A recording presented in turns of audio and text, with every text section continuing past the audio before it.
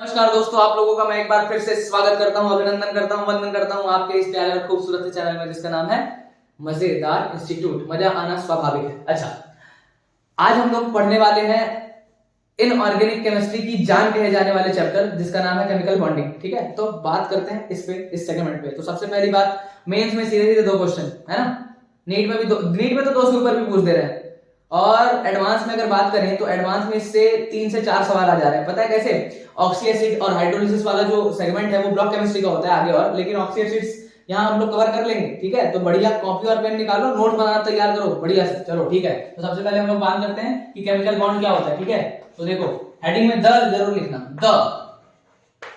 तो chemical bond क्या होता है, सबसे पहले उस बारे में बात करते हैं। ठीक है, अब केमिकल बॉन्ड कुछ नहीं होता, एक तरह का अट्रैक्शन फोर्स है, जैसे एग्जांपल के तौर पे समझना। ठीक है, मैं हल्की सी 10वीं क्लास का यूज कर रहा हूं। देखो, एक हाइड्रोजन लिखा हुआ है, ठीक है, और यहाँ पर आप लोग 10वीं से पढ़ते आ रहे हो, H और H के बीच में ऐसे बॉन्ड बना होता होगा। अच्छा, एक चीज और पढ़े होगे, NaCl, सोडियम क्लोराइड। यहाँ पर आप कैसे करते थे, Na के ऊपर प्लस दिखाते थे और साथ में Cl के ऊपर माइनस लगाते थे और दोनों के बीच बॉन्ड बना ऐसे बोलते थे। ठीक है भाई, तो मैं भी वही बोल रहा हूँ कि यहाँ पर फोर्स ऑफ अट्रैक्शन है, यहाँ पे फोर्स ऑफ अट्रैक्शन है ना, तभी तो इन लोग पास पास है। तो जो केमिकल बॉन्ड होता है वो एक्चुअल में फोर्स ऑफ अट्रैक्शन ही होता है। क्या होता है? Force of attraction. Chemical bond को आपसे हम लोग शॉर्टकट में सीबी लिखेंगे। Chemical bond is nothing but the force of attraction, the force of attraction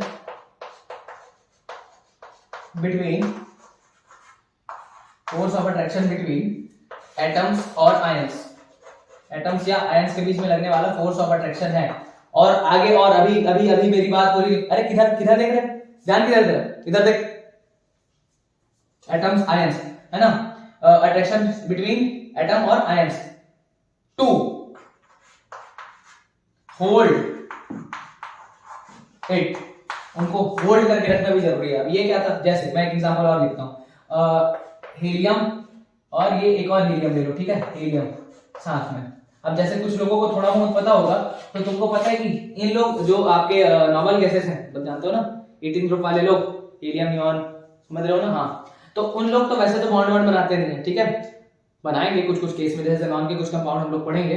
ठीक है, तो ये हीलियम और हीलियम के बीच में भी अट्रैक्शन फोर्स लग रहा होगा क्या, वंडर वॉल्स वाला, वो भी आगे आएगा। ठीक है, अभी फील बस ले लो, इन लोग के बीच में भी लगता है। लेकिन हीलियम और हीलियम ऐसे साथ में थोड़ी रहता है यार, ये ऐसा थोड़ी ना होता है, ये नहीं होता, और लग रहा है बट साथ में थोड़ी रहते हैं इन लोग। जैसे इन लोग बढ़िया मिलजुल के रह रहे हैं, यहाँ पर थोड़ी ऐसा होगा। तो इसको क्या आप सीबी बोलोगे? नहीं, ये सीबी नहीं है, केमिकल बॉन्ड ये नहीं है। तो यही लिखा हुआ है, टू होल्ड इट, इसको होल्ड करना भी जरूरी है। ठीक है, तो ये केमिकल बॉन्ड हो गया। अच्छा, अब हम लोग थोड़े दूसरे सेगमेंट पे बात करते हैं इसी पे, कि यार चलो केमिकल बॉन्ड तो समझ में आया, अब बनता क्यों उस पर बात कर लेते हैं। तो देखो, केमिकल बॉन्ड के बनने का कारण होता है स्टेबिलिटी अचीव करना, है ना। स्टेबिलिटी, हर चीज, हर कोई स्टेबल होना चाहता है, जान रहे हो ना। अच्छा हाँ, एक दो चीज इसमें और जैसे लिखवा दो नीचे, मतलब नीचे क्या, ऊपर लिखना पड़ेगा यार। तो उसमें हम लोग लिखेंगे कि कुछ कुछ एलिमेंट है जो बॉन्ड बनाएंगे। जैसे आपके पास है हीलियम, नियॉन, आर्गन, ये तीनों जो लोग हैं ना, हीलियम हो गया, नियॉन हो गया, आर्गन हो गया, ये लोग बॉन्डिंग वॉन्डिंग नहीं करते। अब क्यों नहीं करते, वो सारी कारण है, आगे आप पढ़ोगे भी, तो अपन लिख लेंगे except helium, neon, argon, all other elements can form Cb। बाकी लोग Cb कर सकते हैं, केमिकल बॉन्ड बना सकते हैं, ये लोग नहीं बनाते। बात करेंगे क्यों नहीं बनाएंगे, क्या सीन है, सब आप देखोगे। अच्छा, अब ये तो हो गया यार तुम्हारा ये बात कि लोग नहीं बनाते। अब वही पुरानी चीज कि यार बॉन्ड बन क्यों रहा है। तो देखो, बॉन्ड बनने का कारण वही अभी बोला कि स्टेबिलिटी मेंटेन करना है, मेंटेन मतलब स्टेबिलिटी बढ़ाना है, हर कोई स्टेबल होना चाह रहा है, तो ये भी चाह रहा है भाई कि स्टेबिलिटी बढ़ जाए। अच्छा, अब मैं जैसे एक दो लाइन और लिखूं कि जैसे स्टेबिलिटी और एनर्जी का अगर मैं रिलेशन लिखूं, तो तुम लोगों को क्या लगता है, स्टेबिलिटी वाला जो प्रोसेस होगा उसमें एनर्जी बढ़ेगी या घटेगी? घटेगी।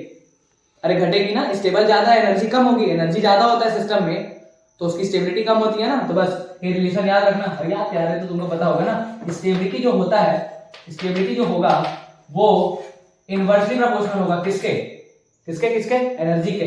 अगर एनर्जी बढ़ाओगे तो क्या हो जाएगा? सिस्टम में स्टेबिलिटी घट जाएगी। अच्छा, अट्रैक्शन फोर्स के डायरेक्टली प्रोपोर्शनल होता है, क्योंकि बॉन्ड वॉन्ड मस्त बनाना है, अट्रैक्शन फोर्स आ रहा है मतलब बॉन्ड बनने का प्रयास कर रहे हैं ना, तो स्टेबिलिटी बढ़ेगी ना।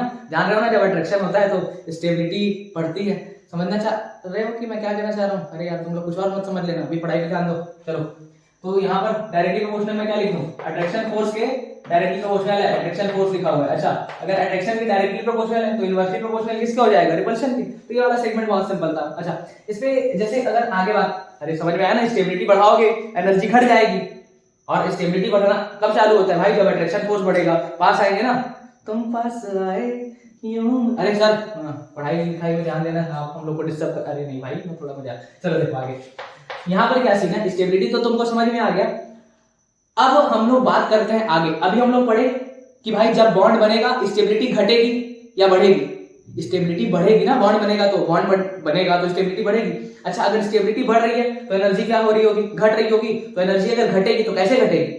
एनर्जी को रिलीज करोगे सिस्टम से, एनर्जी, अगर सिस्टम एनर्जी रिलीज करेगा तब उसकी एनर्जी घटेगी ना। तो अगर सिस्टम रिलीज कर रहा है एनर्जी, क्योंकि बॉन्डिंग में अपन कंफर्म देख लिए कि भाई बॉन्डिंग अगर होगा तो स्टेबिलिटी क्या होगी? बढ़ेगी और एनर्जी घटेगी। तो एनर्जी को घटाने के लिए सिस्टम को क्या करना पड़ेगा? एनर्जी को रिलीज करना पड़ेगा। अब अगर एनर्जी को रिलीज करना है तो करना पड़ेगा ना। अच्छा, जिस प्रोसेस में एनर्जी रिलीज होती है उसको हम लोग क्या बोलते हैं? Exothermic process. मतलब बॉन्ड फॉर्मेशन हमेशा एक्सोथर्मिक होगा, क्योंकि एनर्जी क्या होगी? रिलीज होगी ना, बस। Bond formation is an exothermic process. इसमें हीट रिलीज होती है, पता है ना? Exothermic, endothermic. एंडोथर्मिक में एब्जॉर्ब करवाते हैं हीट, एक्सोथर्मिक में रिलीज होती है। Bond formation is an exothermic process. ठीक है भाई, ये भी समझ में आ गया। अच्छा, बॉन्ड फॉर्मेशन मेरा एक्सोथर्मिक है, इसमें कोई बड़ी बात तो है नहीं। इसके बाद हम लोग आगे बात करते हैं, जैसे बॉन्ड क्यों बना उसी पे बात कर लेते हैं यार।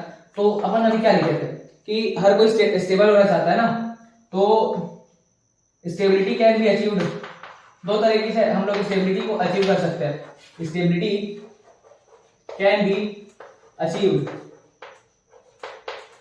Stability can be achieved by following veg.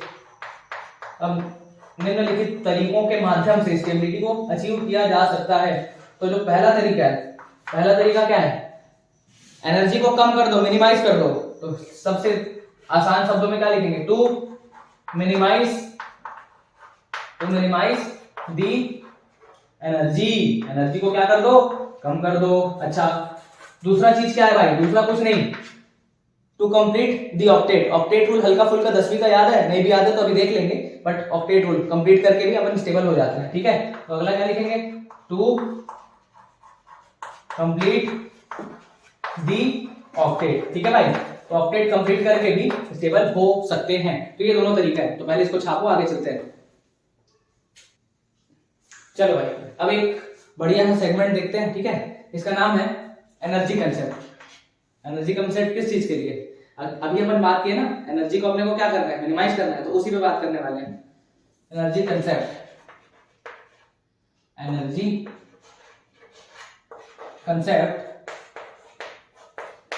और stability of atom. Stability of atom, atom की स्टेबिलिटी के लिए इस बारे में अपन थोड़ा बात करने वाले हैं। अब ध्यान से देखना,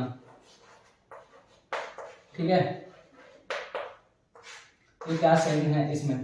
पहला केस देखो, ये एक एटम है, उसका न्यूक्लियस, ये दूसरा एटम है, ये उसका न्यूक्लियस।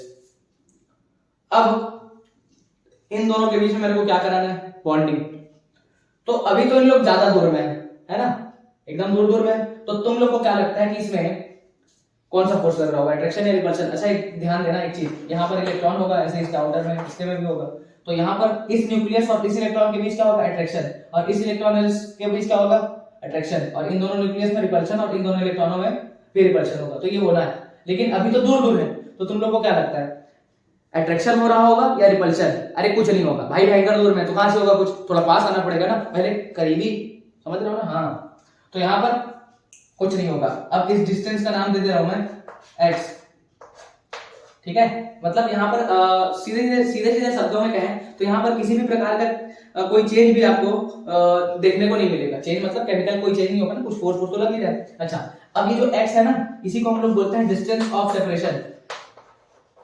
डिस्टेंस ऑफ सेपरेशन क्यों? क्योंकि भाई यहाँ पर no attraction and no repulsion force, no attraction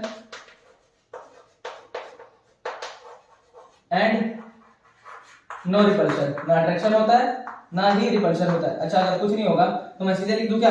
potential energy में कोई चेंज नहीं होगा, किसी प्रकार का कुछ हो ही नहीं रहा है ना, हरकत थोड़ी ना हो रहा है यहाँ, ना आपका क्या कहते हैं अट्रैक्शन लग रहा है ना रिपल्शन लग रहा है, तो कोई भी चेंज नहीं है, डेल्टा पी जीरो। अच्छा, इसी में थोड़ा सा आगे का केस लेते हैं, मतलब सेकंड केस। तो ये तो हुआ डिस्टेंस ऑफ सेपरेशन वाला। अब थोड़ा इन लोग पास आ रहा है, ठीक है, तो पास आएंगे तो कैसा होने वाला है देखो, ये एक न्यूक्लियस है ना, और ये मैं दूसरा एटम बना रहा हूँ, अब इन लोग आ रहे हैं पास, ठीक है, पास आ रहे हैं। अब इन लोग अगर पास आने लगेंगे, करीबियां बढ़ेंगी तो कौन सा फोर्स लगेगा? सबसे पहली बात ये बताओ, पास आने लगेंगे तो क्या लगेगा? Attraction force. यहाँ पर क्या लगेगा? Attraction force. अभी पास आ रहे हैं ना तो अट्रैक्शन ही लगेगा, है ना।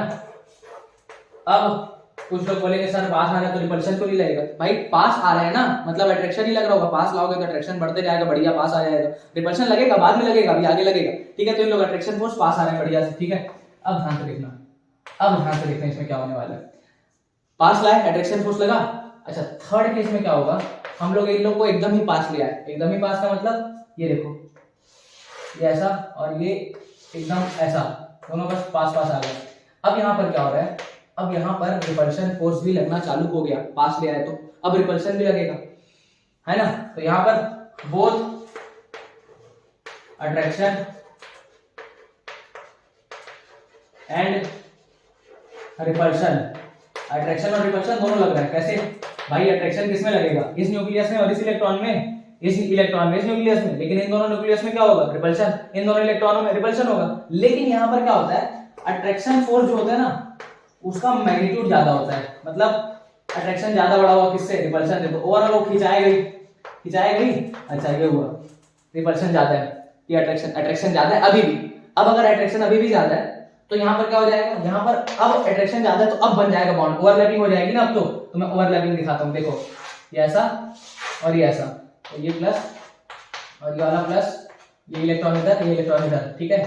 ये ओवरलैपिंग, ये बॉन्ड फॉर्मेशन ओवरलैपिंग से होता है, ऐसा थोड़ा बहुत बड़ा होगा ना, और नहीं भी पढ़ा है तो वैलेंस बॉन्ड थ्योरी आने दो, ठीक है। तो यहाँ पर क्या होगा? यहाँ पर अट्रैक्शन फोर्स का जो वैल्यू है ना, अट्रैक्शन फोर्स की जो वैल्यू है वो रिपल्शन फोर्स के बराबर होती है इस पर्टिकुलर सेगमेंट में। अट्रैक्शन इक्वल टू क्या हो जाएगा? रिपल्शन फोर्स, ठीक है भाई। अट्रैक्शन रिपल्शन दोनों बराबर है, attraction force equal to repulsion force बराबर हुआ।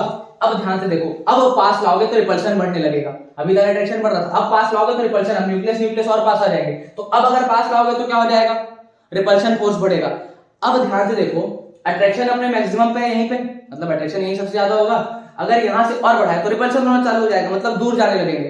तो भाई अट्रैक्शन फोर्स अगर सबसे ज्यादा है तो यहीं पर स्टेबिलिटी सबसे ज्यादा है, समझ में आया ना। क्योंकि अगर यहाँ से आगे गए, इसके और पास लाए तो क्या बढ़ जाएगा? रिपल्शन बढ़ने लगेगा ना। रिपल्शन बढ़ेगा तो एनर्जी क्या होगी? बढ़ेगी या घटेगी? बढ़ेगी ना। रिपल्शन और एनर्जी, स्टेबिलिटी और एनर्जी का कैसा रिलेशन? स्टेबिलिटी बढ़ाओगे एनर्जी घटाना पड़ेगा, और स्टेबिलिटी कैसे बढ़ रही है? अट्रैक्शन से ना। तो यहाँ पर और ज्यादा पास लेके आओगे तो भाई रिपल्शन लगने लगेगा, मतलब सिस्टम में अनस्टेबिलिटी आ जाएगी, तो इससे पास नहीं ले जा सकते। मतलब ले जा सकते हैं बट वहां से क्या होना चालू हो जाएगा? रिपल्शन ज्यादा होगा, सिस्टम की एनर्जी बढ़ेगी। अब देखो मैं कर्व बना रहा हूं, तो कर्व को थोड़ा ध्यान देना भाई, है ना। देखो इसका ग्राफ देखो, और ग्राफ जो है इसका पोटेंशियल एनर्जी कर्व है ना। तो मैं जो ग्राफ बना रहा हूं मैं डेल्टा पीई, डेल्टा क्या पीई ले लो, चेंज अपन वहां से निकाल लेंगे, पोटेंशियल एनर्जी, और इधर क्या है तुम्हारा? डिस्टेंस, है ना।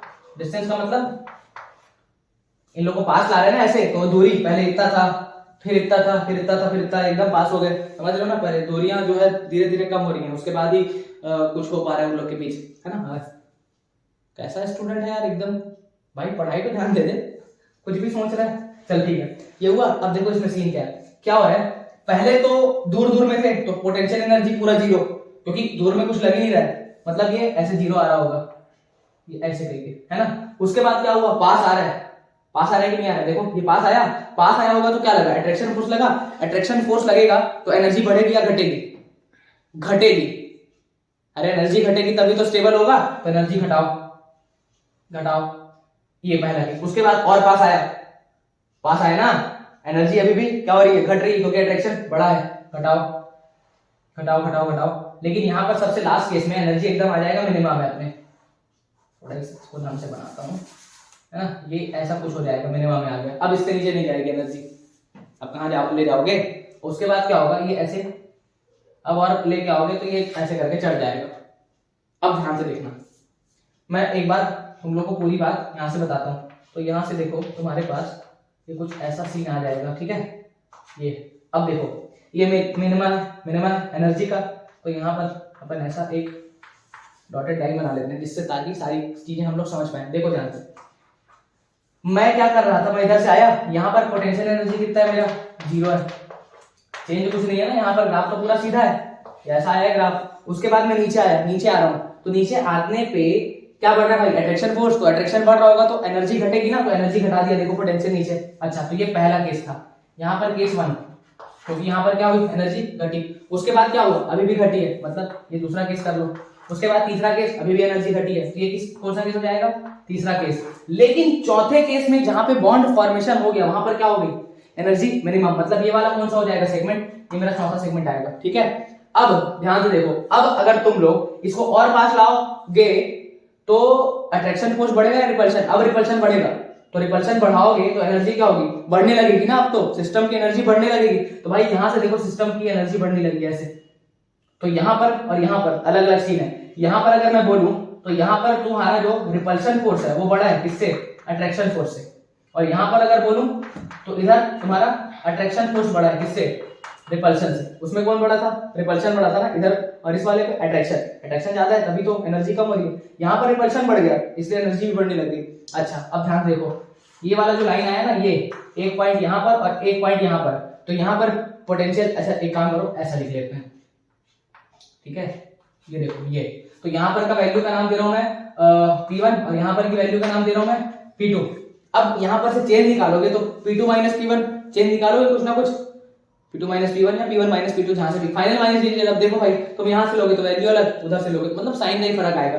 तो इतना एनर्जी में चेंज दिख रहा है ना, देखो इतना इतना चेंज दिख रहा है। इसी एनर्जी को हम लोग देते हैं नाम किसका, बॉन्ड एनर्जी का। क्या नाम देते हैं भाई, बॉन्ड एनर्जी, ठीक है। इतनी इतनी इतनी इतनी इतनी देख रहे हो इधर, ये जो आया ना चेंज, इसको बोलते हैं बॉन्ड एनर्जी।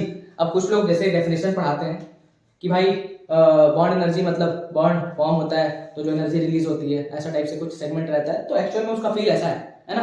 अब देखो, ये तो मेरी बॉन्ड एनर्जी हो गई। अब यहाँ से यहाँ तक का जो डिस्टेंस है ना, यहाँ से यहाँ तक, ये यहाँ पर ये कुछ डिस्टेंस आया होगा ना, ये इसको मैं क्या बोलता हूँ पता है, इसको मैं बोलता हूँ बॉन्ड लेंथ। ये मेरा बॉन्ड लेंथ है भाई, तो बॉन्ड लेंथ भी पता चल गया और मेरे को क्या पता चल गया, बॉन्ड एनर्जी भी। समझ रहे हो, तो ये एक पोटेंशियल एनर्जी कर्व था बॉन्ड फॉर्मेशन का, ठीक है। बढ़िया से समझो, वीडियो एक बार और देखना, कुछ डाउट होगा तो कमेंट में पूछना, ठीक है। चलो आगे चलते हैं, लिखो इसको। हाँ चलो भाई, उम्मीद है आप लोग को बढ़िया से समझ में आ रहा होगा। देखो थोड़ा सा लेवल ऊपर रहेगा पर यार मजा भी आएगा। देखना एक एक चीज का आपको बहुत बढ़िया वाला एक्सप्लेनेशन देंगे, एकदम साधारण भाषा में जैसे समझाने का प्रयास जितना अच्छा मेरे से हो सकता है मैं डिलीवर करने का प्रयास करूंगा। अच्छा, और अब जो देखने वाले हैं वो है लुईस डॉट स्ट्रक्चर्स, है ना। मतलब डॉट पहले सिंबल देख लो फिर स्ट्रक्चर देखते हैं। तो लुईस का पहले डॉट सिंबल देख लेते हैं।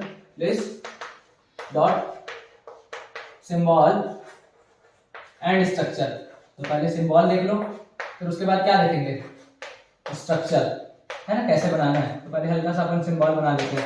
तो ध्यान से देखो, अब यहाँ से भाई याद रखना पड़ेगा, इसको बढ़िया से एक जगह कॉपी में लिख लेना अभी, है ना, क्योंकि मेरे को इसके बाद बोर्ड मिटाना है और मेरे को रूल लिखना पड़ेगा कैसे कैसे। तो बढ़िया से इसको लिख लो, क्योंकि जैसे स्ट्रक्चर बनाएंगे इसका तुरंत जरूरत पड़ेगा, ठीक है। और रूल को भी लिख लेना एक ही साथ, ताकि स्ट्रक्चर मेरे साथ ड्रॉ कर पाओ। अच्छा, तो सबसे पहली बात हम लोग ग्रुप वाइज बात करते हैं ना। तो ये ग्रुप 1 में देखो ध्यान से, ग्रुप 1 में कौन कौन है, हीलियम लिथियम, दिमाग है, हीलियम लिथियम, अरे भाई लिथियम सोडियम पोटेशियम रुबिडियम वाला ग्रुप, ग्रुप 1 एस ब्लॉक का वहीं से चालू होगा ना। अच्छा, तो लिथियम, हाइड्रोजन को नहीं रखते हैं ग्रुप 1 में एक्चुअल में देखा जाए तो, उसका कोई स्थान ही फिक्स नहीं हुआ है। तो लिथियम सोडियम वाली लाइन है, आगे पूरा ऐसे जाएगा, तो जो भी इसका वैलेंसी होगा ना उसको बस एक डॉट दिखा दो। तो ये देखो एक डॉट दिखा दिया। क्यों? क्योंकि ग्रुप 1 ही वैलेंसी 1 होती है ना, वैसे ही ग्रुप 2 में 2 डॉट दिखा देंगे। क्यों? क्योंकि वैलेंसी क्या होती है 2, तो ग्रुप 2 में कौन कौन है? बेरिलियम है, मैग्नीशियम है और आगे कैल्शियम, स्ट्रोंशियम जो भी हो, तो 2 डॉट दिखा दो ये। उसके बाद ग्रुप 13 में आ जाओ, है ना, 3 4 5 वाला दिमाग मत लगा लेना भाई, डी ब्लॉक वाले लोग हैं, ठीक है। तो ग्रुप 13, तो ग्रुप 13 में क्या हो जाएगा? कौन है ग्रुप 13 में? तेरे को बोला था ना याद करने पीरियोडिक टेबल, याद करने बोला था ना। कौन है ग्रुप 13? कैसा बेवकूफ लड़का है यार, ग्रुप 13 में कौन है नहीं पता? ग्रुप 13 में देखो बोरॉन है, एल्यूमिनियम है, बैगन आलू गाजर थैला। अरे भाई वीडियो नीचे लिंक में लगाया हुआ हूं, देख लो ना। ठीक, तो बोरॉन मतलब इसमें वैलेंसी 3 है तो 3 तो दिखा दो यार। तो थोड़ा डिजाइन बना के दिखाता हूँ, एक यहाँ दिखा देता हूँ, एक यहाँ और एक यहाँ, है ना, कहीं भी दिखा सकते हो, ऐसा कोई बात नहीं है, पर मैं ऐसे ये ऐसा। फिर उसके बाद आ जाओ ग्रुप 14 में। ग्रुप 14 हमारा कार्बन फैमिली, तो कार्बन में वैलेंसी तो 4 है ग्रुप 14 के लिए, तो कार्बन, सिलिकॉन, कांसी गैस तो आगे जाने दो। तो 4 इलेक्ट्रॉन दिखाने तो 4 दिखा दो यार, 4 डॉट दिखा दो, ये लो 4 डॉट बन गया। और इसमें भी 4 डॉट दिखा दो, एक डॉट, दूसरा डॉट, तीसरा डॉट, चौथा डॉट। डॉट बनाना है ना, गोला नहीं बना देना, ठीक है। उसके बाद आ जाओ ग्रुप 15 में।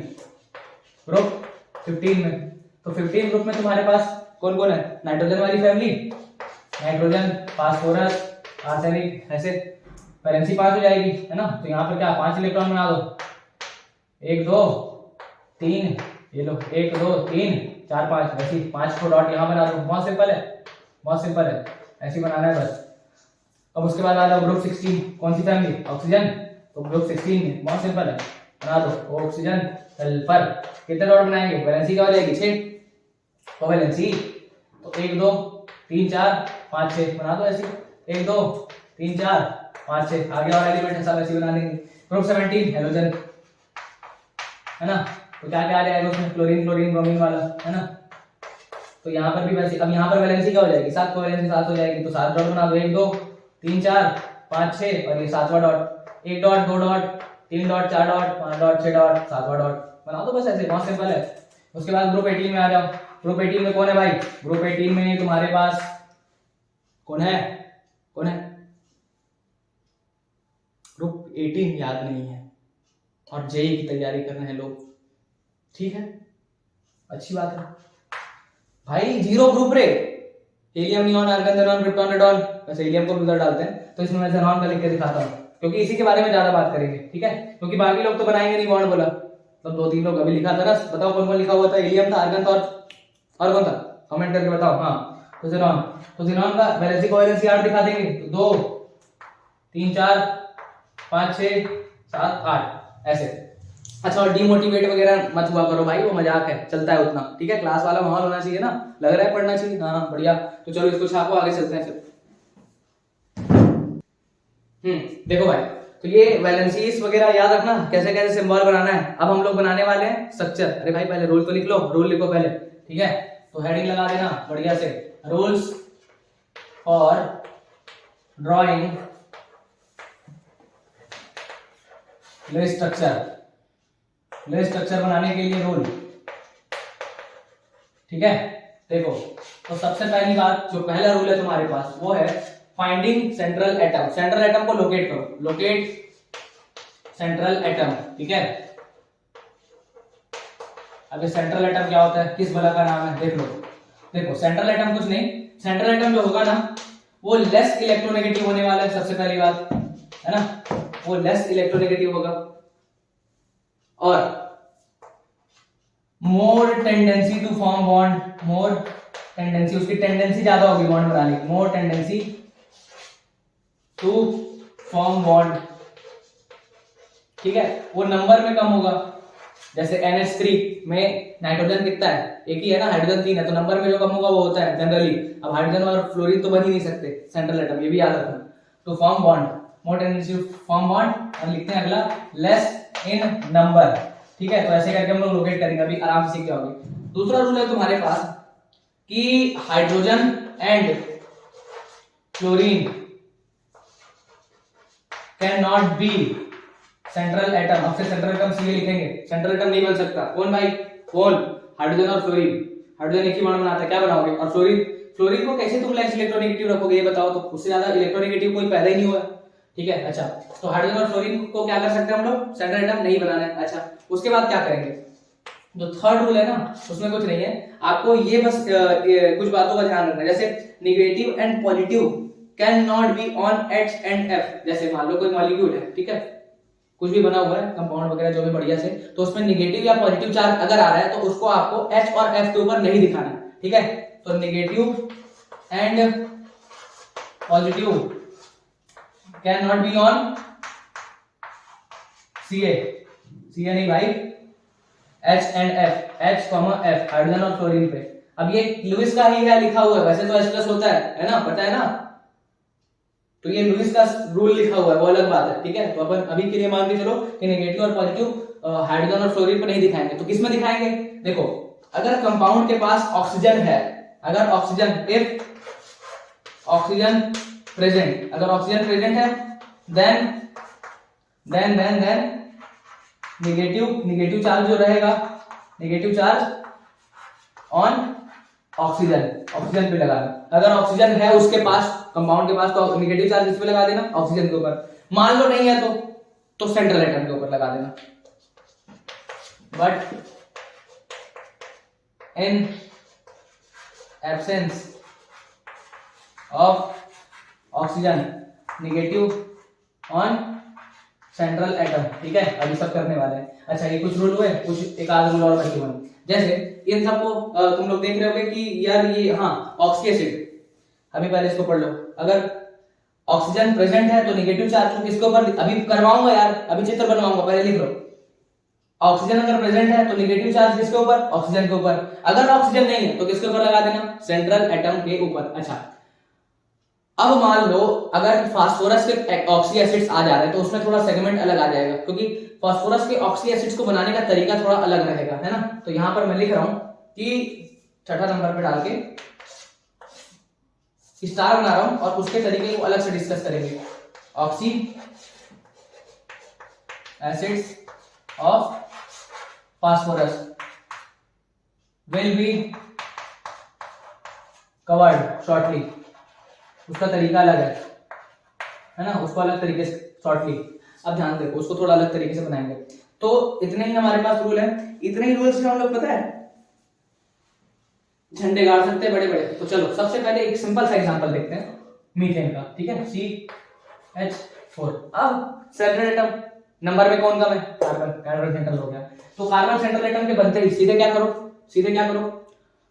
डॉट सिंबल बनाओ। कार्बन की वैलेंसी क्या थी, 14 ग्रुप का था 4, तो 4 डॉट बना दो, एक डॉट, ये दूसरा डॉट, ये तीसरा डॉट, ये चौथा डॉट, बना दिए। अब हाइड्रोजन कितना है, 4 है, जोड़ दो 4 हाइड्रोजन, क्योंकि हाइड्रोजन का भी सिंबल वही है ना, एक ही डॉट है उसके बाद। ये ऐसे, एक हाइड्रोजन ऐसे जुड़ जाएगा और ये एक हाइड्रोजन ऐसे जुड़ जाएगा, जुड़ गए 4 हाइड्रोजन। अब ध्यान से देखना, यहाँ पर तुमको बॉन्ड पेयर कितना दिख रहा है, बॉन्ड पेयर दिख रहा है 4 बॉन्ड है ना, 1 2। अच्छा, बॉन्ड पेयर लोन पेयर क्या होता है पता है ना, चलो बॉन्ड पेयर क्या होता है, लोन पेयर क्या होता है लिख लो। बॉन्ड पेयर मतलब the valency electron which is participating in bonding, है ना, वैलेंसी इलेक्ट्रॉन जो किसमें पार्ट ले रहा हो, बॉन्डिंग में। द वैलेंसी, ये पार्ट ले रहा है ना, ये देखो 1 2 3 4 सारे क्या होगी, the valency electron which is participating on bonding, in bonding। यार हिंदी मीडियम स्कूल वाले हैं भाई हम लोग, ठीक है। अच्छा, और जो लोन पेयर होता है वो भी लिख लो साथ लगे हाथ। लोन पेयर वो होता है जो केमिकल बॉन्डिंग में पार्ट नहीं लेगा, मतलब केमिकल बॉन्डिंग में पार्ट ऐसा कैसे हो सकता है, बॉन्डिंग में पार्ट नहीं लेगा भाई, ये वाली बॉन्डिंग में पार्ट नहीं लेगा। देखो, the valency electron which is not participating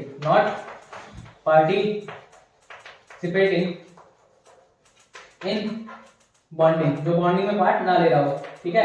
तो ध्यान से देखो, यहाँ पर बॉन्ड पेयर 4 आ गए, तुमको कुछ लोन पेयर दिख रहा है क्या, नहीं दिख रहा है सर, क्यों, क्योंकि चारों इलेक्ट्रॉन तो बॉन्डिंग में पार्ट ले लिए, लोन पेयर बचा ही नहीं, ठीक है। तो इतना बढ़िया सिंपल केस है। अभी कुछ स्ट्रक्चर और ड्रॉ करने हैं, ठीक है। तो इधर मस्त इधर वाला छापो, उधर वाला छापो, आगे कुछ और स्ट्रक्चर बनाते हैं। चलो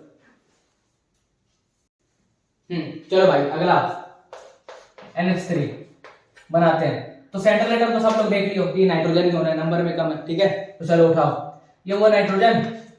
सबसे पहले डॉट सिंबल बना दो, तो डॉट सिंबल इसका कुछ ऐसा था,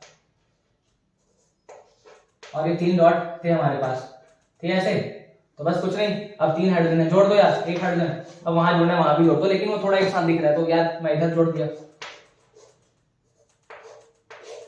ये लो जुड़ गया।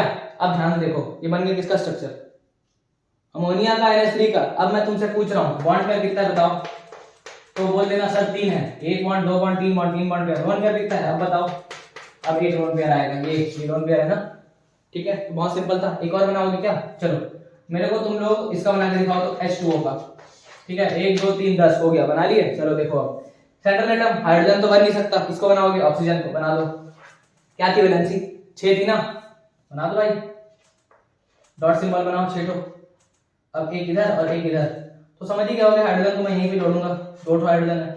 अब ध्यान से देखो, इसके पास अगर मैं पूछूं तुमसे कि बॉन्ड पेयर क्या है, बॉन्ड पेयर आराम से बना लोगे ना, तो बस डॉट सिंबल जोड़ दो। बॉन्ड पेयर कितना दिख रहा है, 1 बॉन्ड 2 बॉन्ड 2 बॉन्ड पेयर। अच्छा लोन पेयर कितना दिख रहा है भाई, बताओ तो जल्दी से। लोन पेयर 2 है, एक ये और एक ये, लोन पेयर कितने हो गए, 2। तो इस तरह से स्ट्रक्चर हम लोग बनाने वाले हैं। तो कुछ और केस देखेंगे अभी स्ट्रक्चर के, ठीक है। चलो आ गया, चलो भाई कुछ और केस देख लेते हैं। जैसे ये रहा CH3 माइनस, कार्बन आयन, पढ़ेंगे आगे, अभी सब carbocation, carbon ion, free radical सारा आएगा ऑर्गेनिक में। अब ध्यान से देखना, इसका अपने को क्या करना है, इसमें थोड़ा समझो। अगर यहाँ पर एक इलेक्ट्रॉन ये एक्स्ट्रा लिया है, देखो ध्यान से देखो, इसके ऊपर नेगेटिव चार्ज का मतलब क्या है, इलेक्ट्रॉन गेन किया है कि लूज किया है, गेन किया होगा ना, तभी तो इलेक्ट्रॉन एक्स्ट्रा आया होगा। तो अगर ये इलेक्ट्रॉन गेन किया है तो कुछ नहीं, इसके सेंट्रल एटम में वैलेंसी में 1 जोड़ देना। अब इसकी वैलेंसी कितनी थी पहले बताओ तो, 14 ग्रुप का था, 4 डॉट थे कार्बन में। अब ये एक इलेक्ट्रॉन गेन कर लिया, तो 4 के बजाय अब कितने हो जाएंगे, 5 हो जाएंगे, बना दो भाई 5। 1 2 3 4 और 5। अच्छा ठीक है, नेगेटिव चार्ज अगर ऑक्सीजन होता तो ऑक्सीजन के ऊपर चढ़ाते, लेकिन ऑक्सीजन नहीं है, देखो यहाँ लिखा हुआ है oxygen present, then negative charge on oxygen, but in absence of oxygen negative charge on central atom. तो भाई सेंट्रल एटम के ऊपर नेगेटिव चार्ज लगा दिए। अब 3 हाइड्रोजन जोड़ दो, 3 हाइड्रोजन, एक हाइड्रोजन, ये दूसरा हाइड्रोजन और ये तीसरा हाइड्रोजन, जोड़ दिए, बस बन गया स्ट्रक्चर। अब मैं तुमसे पूछूं बॉन्ड पेयर बताओ मेरे को, तो बॉन्ड पेयर कितने हैं, 1 bond 2 bond 3 bond, 3 bond pair है। अच्छा मैं तुमसे अगर लोन पेयर पूछूंगा तो कितना है बोलोगे, लोन पेयर देखो, एक लोन पेयर दिख रहा है, तो एक लोन पेयर भी है। अगला केस ले लेते हैं, अमोनियम आयन बनाते हैं, NH4 प्लस। अब तो समझ गई होगी क्या करना है, अगर नेगेटिव में मैं वैलेंसी में 1 जोड़ा तो पॉजिटिव आने पे वैलेंसी में से 1 घटा दूंगा, घटा दो भाई। नाइट्रोजन की वैलेंसी क्या होती है, 5 होती है ना, अरे मतलब वैलेंसी का देखोगे तो 15 ग्रुप में है तो 5 डॉट बनाते हैं, लेकिन प्लस है तो 4 बनाएंगे, 4 बना देते हैं, क्या दिक्कत है। 1 2 ये 3 और ये 4 बने।